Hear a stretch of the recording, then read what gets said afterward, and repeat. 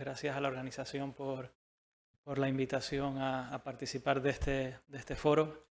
La verdad es que lamento mucho no haber podido asistir ayer. Espero poder visionar las grabaciones porque, bueno, con las conversaciones que tuve anoche al llegar a La Gomera, pues creo que fueron ponencias bastante inspiradoras. Me alegra mucho haber escuchado la anterior ponente. Prometo que no hemos hablado de nada, lo digo porque vamos a ver muchas coincidencias. Es verdad que yo me voy a mover necesariamente, porque me han invitado a hablar de la Agenda Canaria, pues me voy a mover en un ámbito un poco más generalista, ¿no? Más amplio. Vamos a ver si esto quiere ir, parece que no.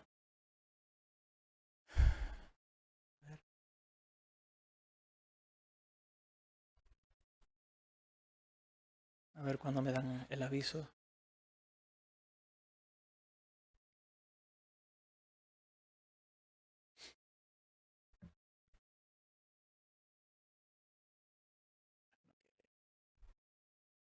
No, si quieres la puedes pasar tú, yo te voy indicando. Pasamos a la siguiente, por favor.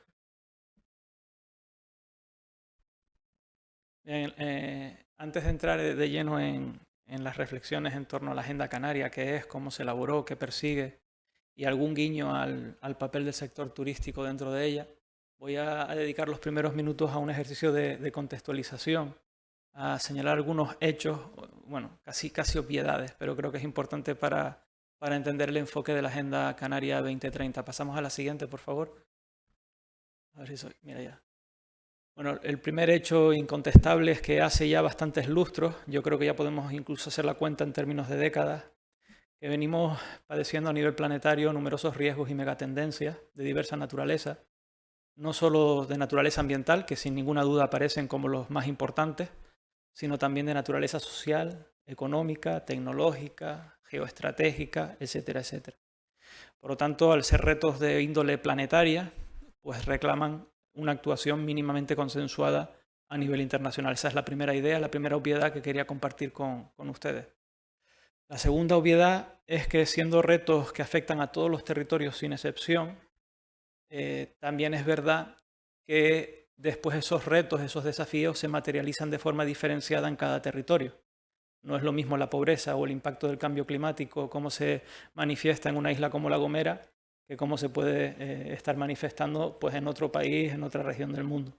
Por lo tanto, siendo cierto que hace falta una agenda mínimamente consensuada a nivel internacional que nos permita hablar un mismo lenguaje, después los territorios tienen que contextualizarlas, adaptarlas a sus realidades concretas para que la respuesta sea lo mejor posible, óptima en ese sentido. Por lo tanto, aquí estamos haciendo referencia al concepto de la globalización, ¿no? Piensa globalmente, pero actúa localmente. Después, otra obviedad es que, siendo cierto que son riesgos globales de muy diversa naturaleza, están todos interconectados. O sea, el cambio climático tiene implicaciones en términos sociales, en términos económicos y viceversa. Por lo tanto, es necesario adoptar enfoques integrales. Dicho de otra manera, las soluciones parciales están abocadas al fracaso. O dicho de otra forma, tendrán un éxito muy limitado a la hora de combatir de forma efectiva esos retos. La cuarta obviedad, casi forzada por el contexto en el que nos hemos movido estos últimos 2 años, tiene que ver con la crisis de la COVID, ¿no? Ese movimiento sísmico que nos hizo temblar, pero que más que hacernos temblar nos tiene que hacer recordar que un movimiento sísmico normalmente responde a movimientos en las placas tectónicas, ¿no? Es decir, recordemos, la COVID lo ha hecho, que realmente esto responde a procesos que llevan durante lustros y décadas poniéndonos sobre avisos, ¿no? Como puede ser la pérdida de biodiversidad, solo por poner un ejemplo, ¿no? Por lo tanto, la crisis de la COVID nos ha hecho perder ese sentimiento de seguridad que teníamos a nivel colectivo y nos ha hecho replantearnos el significado que damos a la seguridad. Digo todo esto porque la COVID al final no solo nos está recordando la importancia de la sostenibilidad, sino de otro concepto que va de la mano, que es el concepto de resiliencia, muy importante. Y lo mismo podríamos asociar al proceso eruptivo en la isla de La Palma, la importancia de la resiliencia, en este caso de los territorios, de las economías, de las sociedades, ¿no? Creo que voy por la sexta obviedad o quinta, ya no lo sé, pero un aspecto evidente, ese complejo mosaico de riesgos planetarios que nos afectan a todos los territorios sin excepción, pero que requieren de una respuesta adaptada al contexto local, obedece en buena medida a que en el pasado nos hemos centrado solo en una dimensión del desarrollo, en la puramente económica, una especie de fetichismo por el PIB. Pero el concepto de desarrollo es un concepto mucho más amplio que el del crecimiento. El crecimiento tiene una definición muy clara, es el aumento en la corriente de bienes y de servicios que producimos a lo largo de un año. Se mide a través de la tasa de variación del PIB per cápita normalmente. El desarrollo es un concepto mucho más amplio, que no necesariamente está reñido con el crecimiento, lo voy a dejar así, no necesariamente está reñido con el crecimiento. Recordar de todas maneras que el crecimiento no es solo una cuestión de tasa, sino también de sentido, de orientación hacia dónde queremos ir, a dónde queremos llevar el proceso de crecimiento, es importante. Y el desarrollo se acerca más a la idea de bienestar. Es verdad que no hay un único concepto de desarrollo, pero uno de los que ha contado con mayor respaldo en la academia, pero también en el ámbito de la política, es el concepto de desarrollo sostenible. Efectivamente, un concepto que viene desde los años 70, que se asienta ya definitivamente en la década de los 80 y que, bueno, pues la definición creo que más o menos todos la conocemos, ¿no? Proceso capaz de satisfacer las necesidades de las generaciones presentes sin comprometer las capacidades de las generaciones futuras para satisfacer sus propias necesidades. Y esa referencia a capacidades y a generaciones futuras nos obliga a ampliar el foco. Y nos recuerda que el desarrollo sostenible tiene tres dimensiones fundamentales. La económica sigue estando ahí, esto es importante subrayarlo, pero hay otras dos dimensiones que cuando menos son igual de importantes. Y aquí el reto es llevar de la mano esas tres dimensiones. La económica, insisto, pero sin duda la social, promover procesos, por tanto, inclusivos, y la ambiental, porque todo acontece en un ecosistema, en un medio ambiente, es el sostenedor de toda la actividad humana, social, por lo tanto, hay que respetar también los equilibrios naturales, la biodiversidad, los ecosistemas. Ese es el desafío que plantea el desarrollo sostenible. En relación a esto de los procesos de desarrollo, y además lo comentaba anteriormente el anterior ponente, hay que fomentar, pasó de puntillas, era la penúltima diapositiva, si no recuerdo mal, pero bueno, creo que en una de las exposiciones que vendrán después se ahondará en esta idea. Debemos de tratar de cimentar nuestros procesos de desarrollo, incluyo también los procesos de crecimiento en nuestras capacidades internas, procesos de desarrollo endógenos, en nuestras capacidades internas. Y yo creo que esto en una tierra como la nuestra, y esto es una opinión muy personal, lo dejo claro, pero creo que en una tierra como la nuestra esto es muy importante, porque normalmente hemos atribuido sobre todo los fracasos o las limitaciones en nuestro modelo o nuestro éxito económico y de desarrollo a condicionantes externos, a factores exógenos. Y eso nos ha llevado a llevar a cabo una articulación de agenda política que está planteada mucho en términos reactivos, levantamiento de muros de contención. Ante todo aquello que me amenaza o que carezco, levanto mecanismos de contención. Y hemos olvidado que, en paralelo, hay que construir rampas de lanzamiento que nos proyecten a un futuro mejor. Hemos renunciado a eso. Yo creo que eso es importante tenerlo en cuenta. Y esas rampas de lanzamiento que nos proyectarán a un futuro mejor se deben de cimentar sobre esas capacidades internas, sobre ese concepto que en economía, los que nos dedicamos a la economía regional y urbana, conocemos como capital territorial. El capital territorial. Y esto es muy importante, aquí me voy a detener, quizás me salga un poco la vena de profesor, pero creo que es muy importante para que se entienda, ¿no? Además, no deja de ser una obviedad, insisto en esto. Y es que nuestro éxito económico, y se puede trasladar al mundo turístico, el éxito económico lo hemos medido a través del PIB, ¿no? Que es una variable flujo. A pesar de que muchos hablan de riqueza, el PIB es una variable flujo, la riqueza es una variable stock. Es una variable flujo, es la cantidad de bienes y servicios que se producen durante un periodo de tiempo determinado. Y nos olvidamos que esos flujos de PIB, de rentas, de empleo, de inversión, todos esos son flujos. Y insisto que es como hemos medido históricamente nuestro éxito como sociedad. Sin embargo, nos hemos olvidado que esos flujos dependen de nuestra base patrimonial, de nuestro stock de capital, de nuestro capital territorial. Y aquí, ¿qué entra dentro de ese stock de capital territorial? De esa base patrimonial o de activos, pues algunos que nos suenan mucho, que son los clásicos, el capital humano, ¿no? La formación, de la capacitación de la mano de obra, las infraestructuras, los bienes de equipo y de capital que tienen las empresas, esos son los clásicos.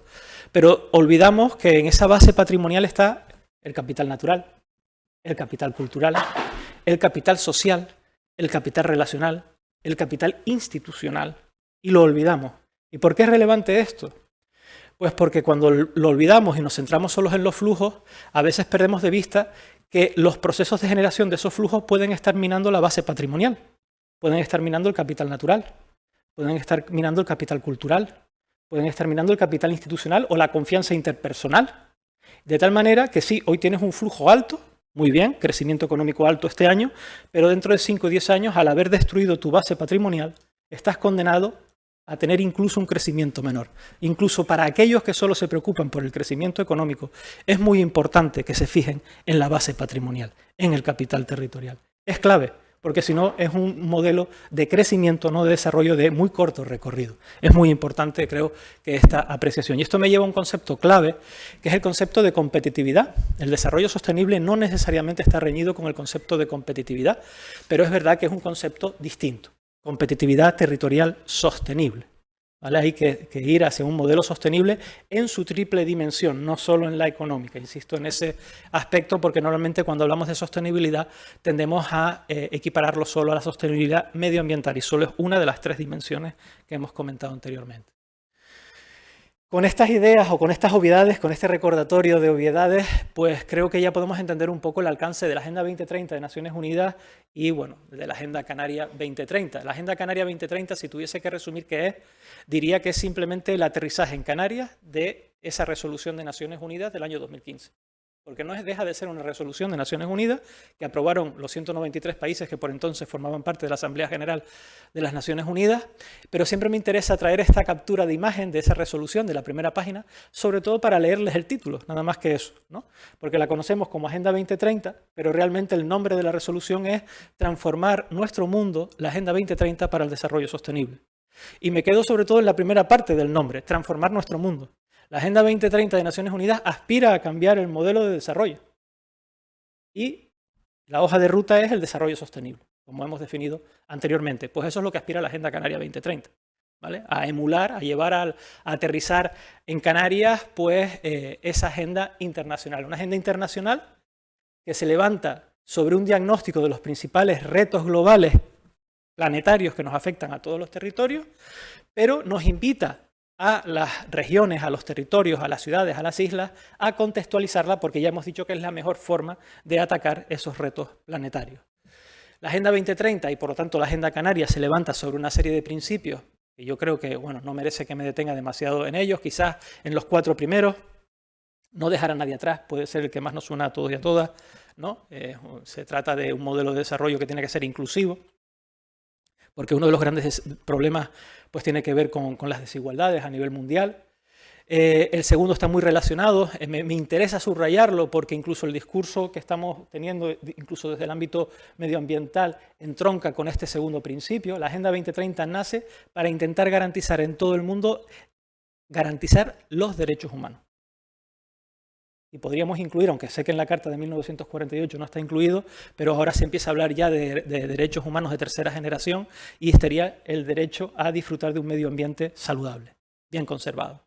Por lo tanto, incluso desde una óptica de los derechos humanos, el tema de la defensa de la biodiversidad y de los ecosistemas tiene todo el sentido del mundo. Segundo principio, derechos humanos, igualdad de género y empoderamiento de las mujeres. El tercero, como no puede ser de otra manera, sostenibilidad y resiliencia. Y el cuarto, rendición de cuentas y transparencia.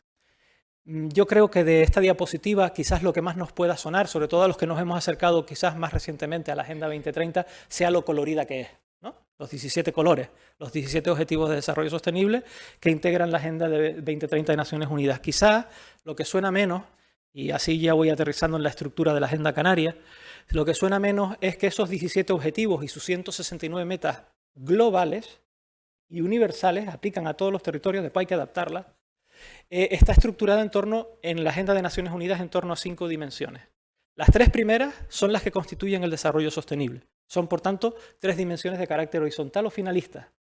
Aunque están identificadas cada una de estas 3 dimensiones, la sostenibilidad ambiental, la económica y la social, se identifican con una serie de ODS, tenemos que tener en cuenta que todo está interrelacionado, que es muy difícil apostar por un modelo de prosperidad a través del ODS 11, que tiene que ver con la agenda urbana, con las comunidades y ciudades sostenibles, a través de ese ODS 11, perdón, no solo estoy atacando la prosperidad de esos territorios, estoy contribuyendo a la cohesión social y estoy contribuyendo pues, a el desarrollo ambiental, si lo ataco correctamente. Entonces, un ODS, aunque esté ubicado en una de estas dimensiones, realmente está afectando a todas las dimensiones. El carácter integral de la agenda es muy importante no perder de vista esa visión sistémica. Bien, esas serían las 3 primeras dimensiones de la Agenda 2030, también son las 3 primeras dimensiones de la Agenda Canaria 2030.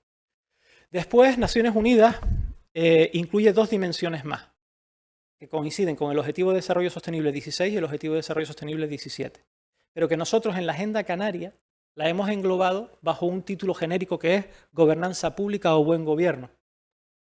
Y además aparecen como una dimensión transversal, facilitadora si se hace bien, obstaculizadora si se hace mal. Es decir, el papel de la gobernanza, del buen gobierno, es clave para avanzar en un modelo de desarrollo sostenible. De lo contrario, será imposible hacer ese tránsito hacia un nuevo modelo de desarrollo. Por lo tanto, es crucial la dimensión de gobernanza pública. Ahí tenemos, por tanto, las 5 primeras dimensiones de la Agenda de Naciones Unidas, que nosotros las hemos sintetizado en 4 porque hemos aglutinado las 2 últimas en una única dimensión. Una de las novedades de la Agenda Canaria en relación a otras agendas regionales y nacionales es que hemos incluido una dimensión que no contempla Naciones Unidas, fue un tema muy debatido, y es una dimensión cultural.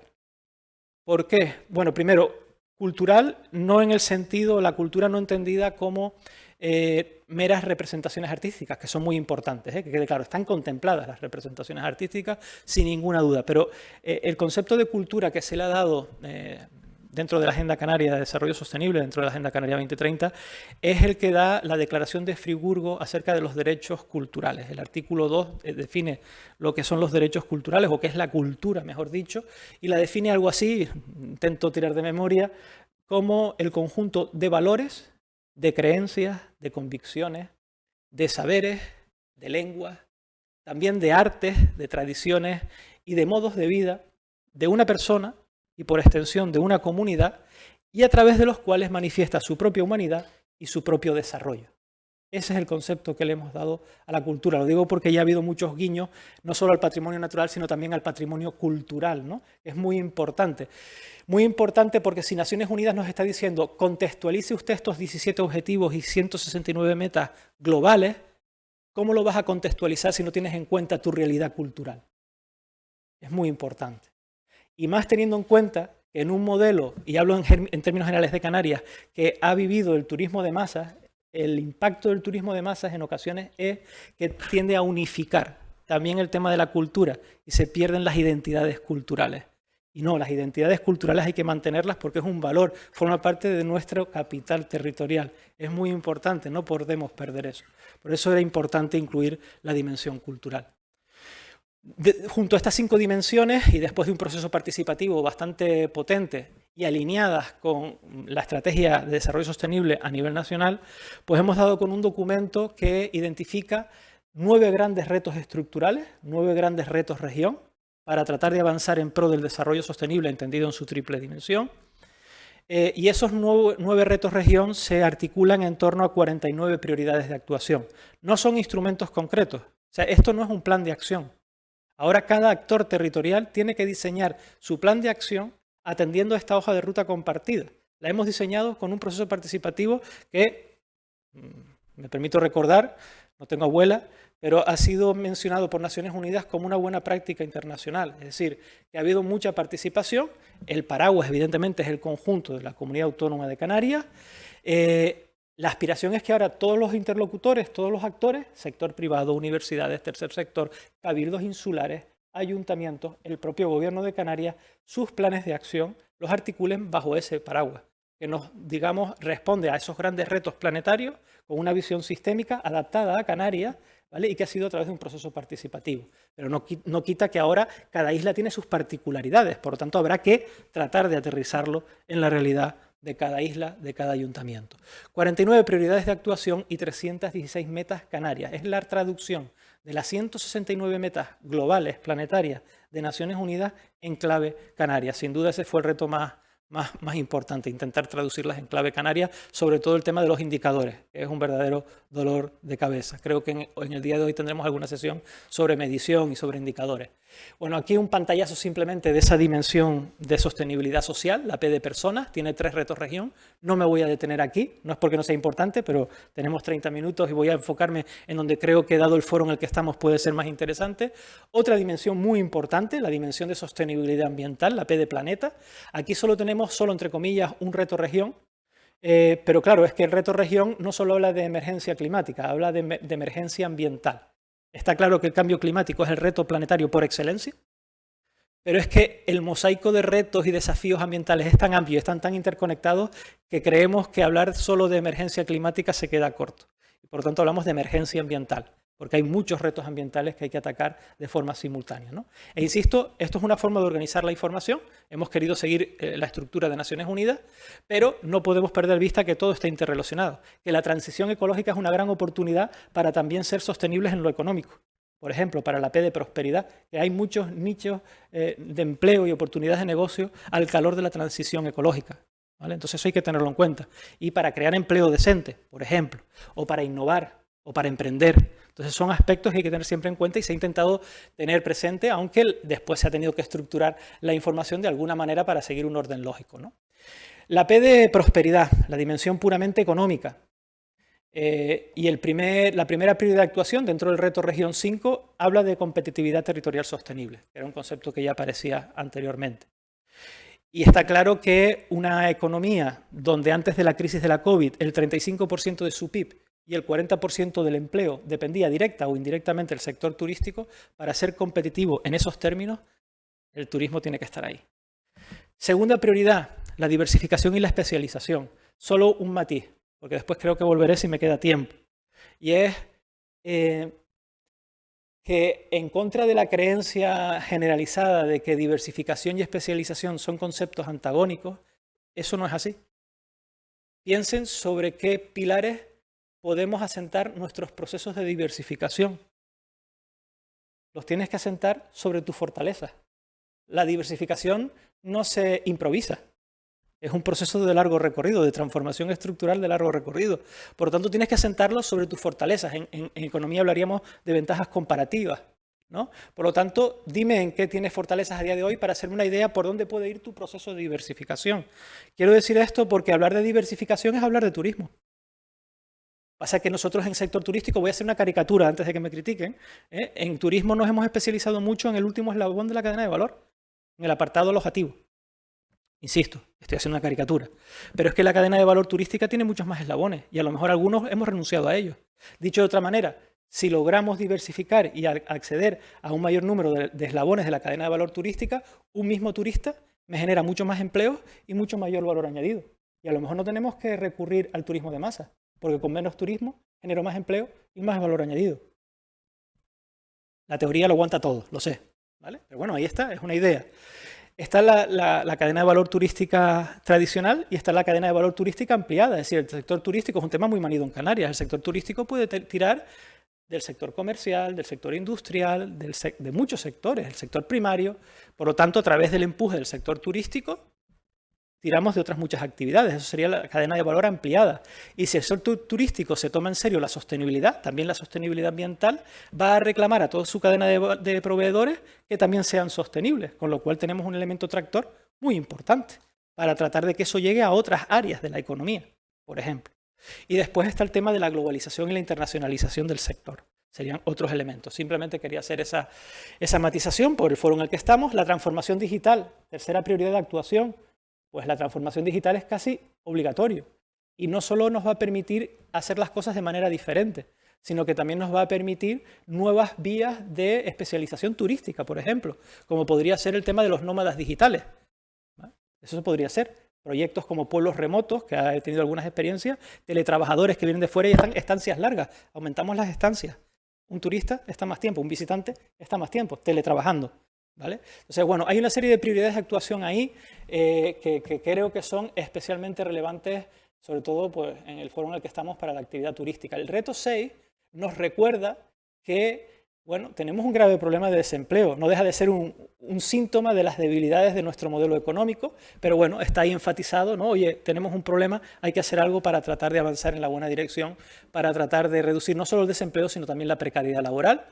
Y el reto Región 7, que también es muy relevante, dado el foro en el que estamos, porque digamos que tiene dos grandes patas. Una tiene que ver con la cohesión territorial, es decir, no dejar a nadie atrás significa no dejar a ninguna isla atrás.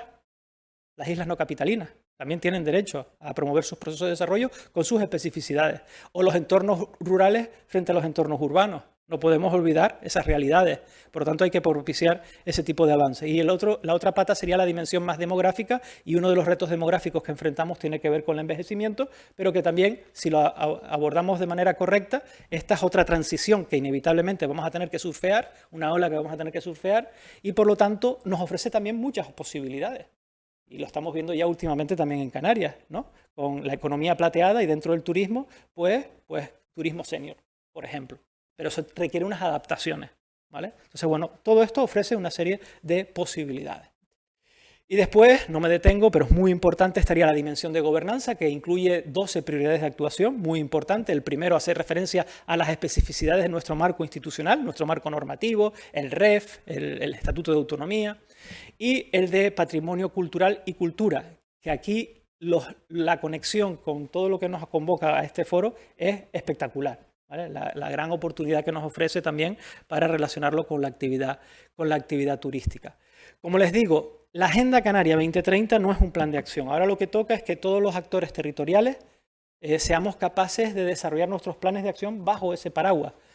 Tratando de tener en cuenta que nuestro objetivo ya no es el crecimiento económico solo, no debería de ser eso, sino es la sostenibilidad, que es un reto mucho más complicado, pero creo que es imprescindible, casi irrenunciable. Y termino, creo que me quedan 4 minutos. No sé quién me controla el tiempo, 4 minutos me quedan. Vale, pues con unos guiños un poco más explícitos al sector turístico, ¿no? Y empiezo con una referencia de la Organización Mundial de Turismo a lo que se entiende por turismo sostenible. Que es básicamente la definición que se da de desarrollo sostenible, pero llevada al turismo, ¿no? El turismo que tiene en cuenta las repercusiones, tanto actuales como futuras, económicas, sociales y ambientales, para satisfacer las necesidades de los visitantes, del sector, del entorno y de las comunidades locales. Yo le daría la vuelta, pero esto es una opinión personal. Yo pondría las necesidades de las comunidades locales y las de los visitantes en segundo lugar. Pero bueno, en principio está contemplando no solo el bienestar de los visitantes, sino también de las comunidades locales. Nos dice la Organización Mundial de Turismo en un informe del año 2020, estábamos en el primer año de la COVID, pues que la COVID es una gran oportunidad para replantear los modelos turísticos, ¿no?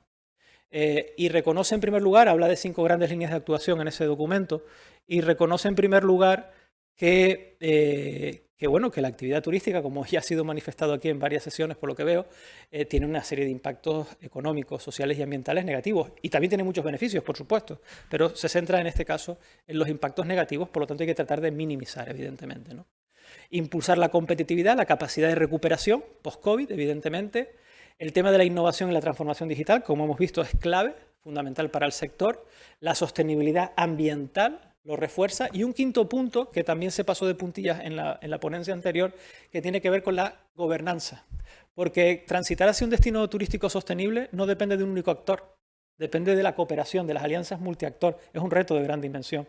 Tenemos que tener esa cultura para tratar de, yendo todos de la mano, tratar de avanzar hacia esa transformación del destino turístico. Otra referencia que encontré también en el año 2020, esto es un informe monográfico sobre turismo de la OCDE, es que, me pareció bastante interesante esa frase, también la he encontrado en informes de la OMT, el turismo sostenible no debe considerarse una forma especial de turismo, sino que todas las formas de turismo deben esforzarse por ser sostenibles. Es verdad que hay fórmulas o formas de turismo que ya parecen llevar en su ADN, llevan años demostrando que el turismo sostenible es posible. El ecoturismo, el turismo rural, llevan mucho tiempo un poco señalando el camino. Pero es que el desafío es otro. El desafío es que todas las modalidades turísticas sean sostenibles. Y ahí tenemos un grave reto, porque a veces nos centramos mucho en lo que sucede en Canarias, pero las personas vienen a Canarias en avión. Bueno, en barco también, pero en avión mayoritariamente. Ahí tenemos un problema, dado el estado del arte tecnológico actual, ahí tenemos un reto, porque coger un avión significa lo que significa, ¿vale? Después está la huella hídrica, la gestión de los residuos, o sea, todo eso hay que replanteárselo. Y tenemos que ser no sostenibles, el destino turístico sostenible más relevante a nivel internacional.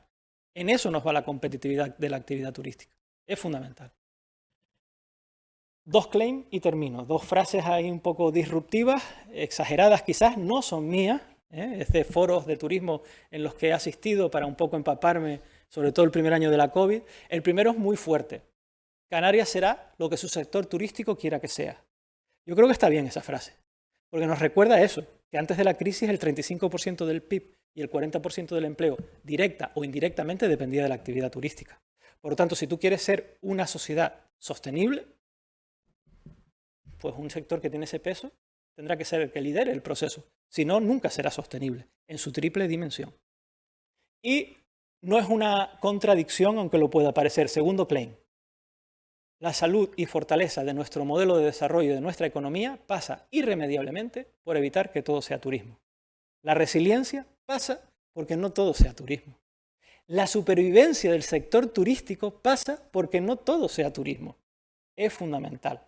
Por lo tanto, volvemos a hablar de los procesos de diversificación, que no está reñido, que no significa matar al turismo. Debe ir acompañado de otras cosas.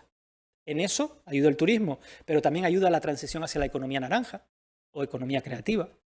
Ayuda también la economía circular, ayuda también la economía azul, que va mucho más allá del turismo costero. Hay muchas más cosas que un territorio archipelágico puede hacer a través de la economía azul, y para eso tenemos una estrategia de economía azul. Es decir, que hay otros vectores que nos posibilitan, dentro de nuestras limitaciones, el poder abarcar otras ramas de actividad y nuevos yacimientos de empleo. Y eso es diversificación. Y eso va en pro, por supuesto, no solo de la sostenibilidad, sino de la resiliencia.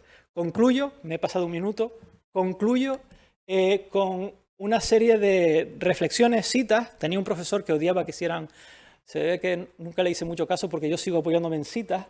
Decía que esto era un recurso fácil, pero bueno, la primera cita es de una conversación, está extraída de un artículo de Juan Cruz, el periódico El País, con motivo del primer centenario del nacimiento de César Manrique, y es una conversación, según cuenta Juan Cruz en su artículo, que se produce entre César Manrique y el que por entonces era el presidente del Cabildo de Lanzarote, en la cueva de la Cazuela, que creo recordar que después pasó a llamarse la Cueva de los Verdes.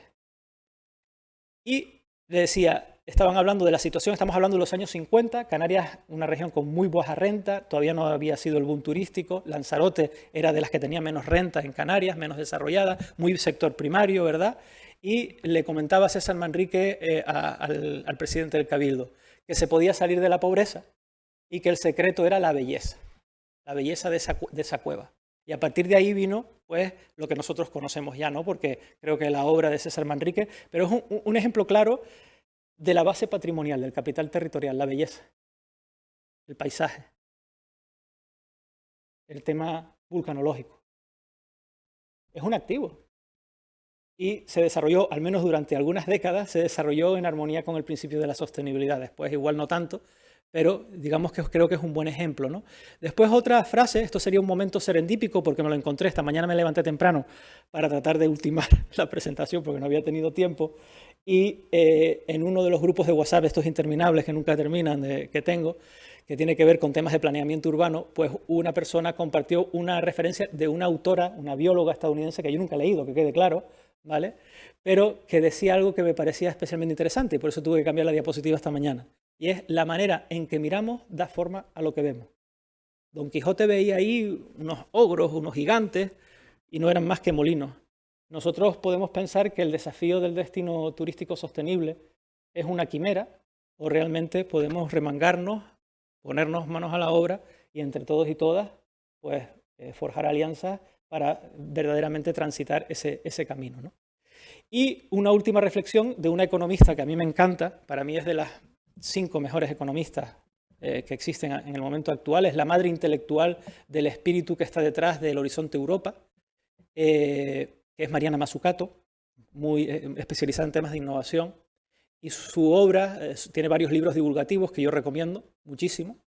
Sobre todo el último es muy sencillo de leer, sobre todo para gestores públicos, me parece especialmente interesante, que se llama Misión Economía, y parte recordando un hecho, que fue la primera misión lunar de Estados Unidos. Un desafío que en aquel momento fue tildado de locura. De locura. Y habla cómo se instrumentó toda esa misión, trabajar por misiones. Bueno, pues ella reconoce que este enfoque de las misiones es el más recomendable para abordar los grandes desafíos que afronta la humanidad, como podría ser el cambio climático, la lucha contra la pobreza, la competitividad territorial sostenible, etcétera, etcétera. Es decir, que a lo mejor un desafío como puede ser el de la Agenda Canaria, bueno, la Agenda Canaria recoge muchos desafíos, el de transitar hacia un modelo de desarrollo turístico sostenible podría ser nuestra especial misión lunar. Quizás ese enfoque, ¿no?, con esa mirada, pues podría ser lo más interesante. Yo creo que contamos a día de hoy con una agenda consensuada a nivel de Canarias que ahora toca aterrizar en las realidades insulares y municipales, pero que puede ser una muy buena herramienta de trabajo si realmente nos creemos todo este discurso de la sostenibilidad. Muchísimas gracias.